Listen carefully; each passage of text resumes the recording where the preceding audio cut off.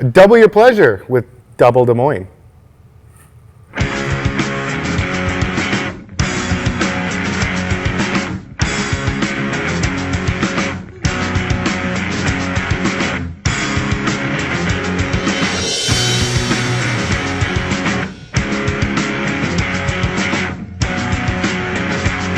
Welcome back to the Confluence Tap Room. We're here for another Beer a Week release video. I'm Josh, the production manager, and I'm joined by Ross, cellar person.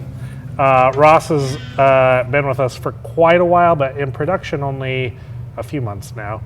He previously was one of our delivery drivers for the Des Moines area. So if you received beer here in Des Moines earlier this year, Ross probably brought it to you. Yeah, And particularly downtown. Now he's making it to bring it to you. So yeah, I mean, Oh, you yeah. don't actually physically bring it to him anymore. But No.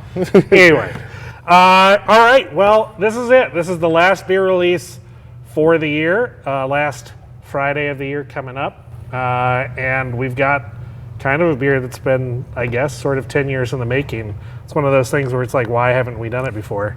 So this is Double Des Moines.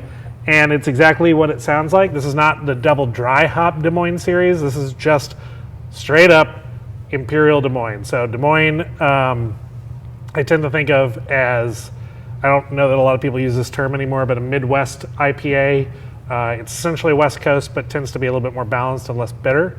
I think kind of the like flagship of that style, the original beer that everybody would point to and say that's what a Midwest IPA is like, is Bell's Two Hearted, and I think Des Moines IPA definitely falls in that niche. I think people are really enjoy it because of its nice balance between a malt profile and a lot of good hop flavor, but it's not overly sweet or heavy like a New England style. It's not overly bitter like a true West Coast style. So this is an Imperial Midwest IPA, and for those that have been drinking mostly juicy beers, I think you'll think of it like a West Coast beer, but it has balance, tastes like Des Moines. We should probably get it open, right, Ross? I think Tell so. me what you think.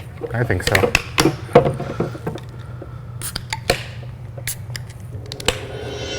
Beer can. Ooh, it shook up. See, Ross knows what to do. He doesn't need training. It's true.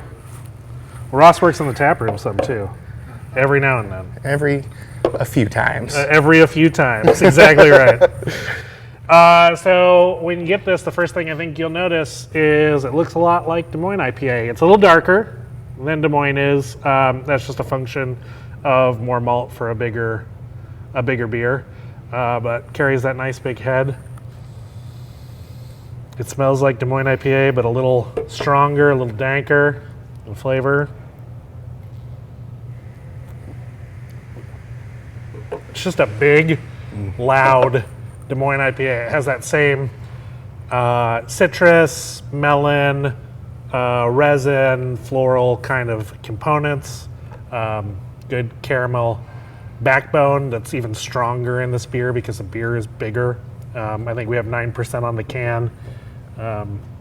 That's about where it's at. It might be a little stronger than 9%, but not a lot. It might be like 9.1, 9.2. But yeah, big version of the beer. What do you think?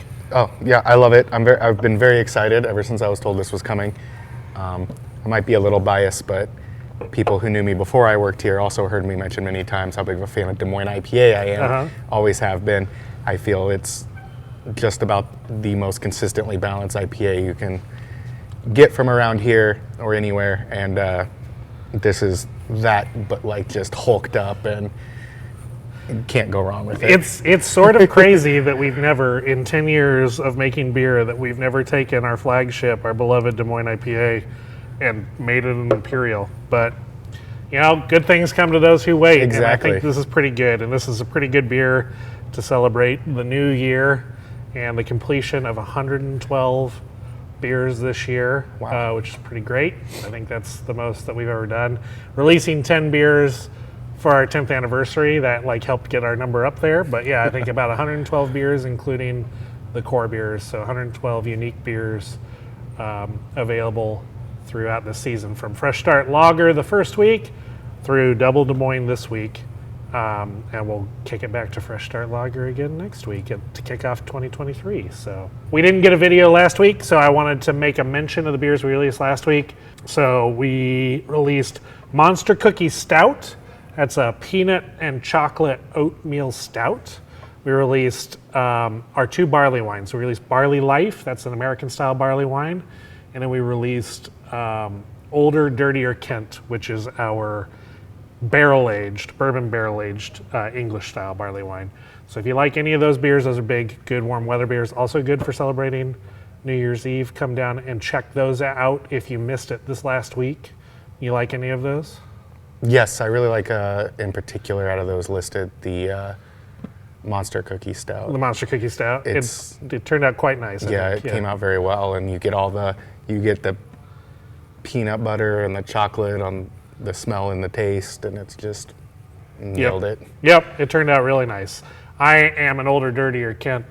I'm a barley wine guy. I definitely love the barley wine is life phrase. I think that, so I definitely will keep making it, but Older, Dirtier Kent is my favorite. If you like big, figgy, dark, rich, syrupy, delicious, complex beers, it's for you. So come down here this weekend, get a double Des Moines, check out the beers from last weekend. If you didn't make it down because of the snowstorm, check out everything that we've got on tap. 30 odd taps upstairs. There's lots of stuff to celebrate the new year and the completion of a good year of 112 beers. Thank you guys. We couldn't do it without you. We appreciate you. Thank you, Ross, for joining me. Thanks for having me. Cheers. Cheers and Happy New Year. Cheers.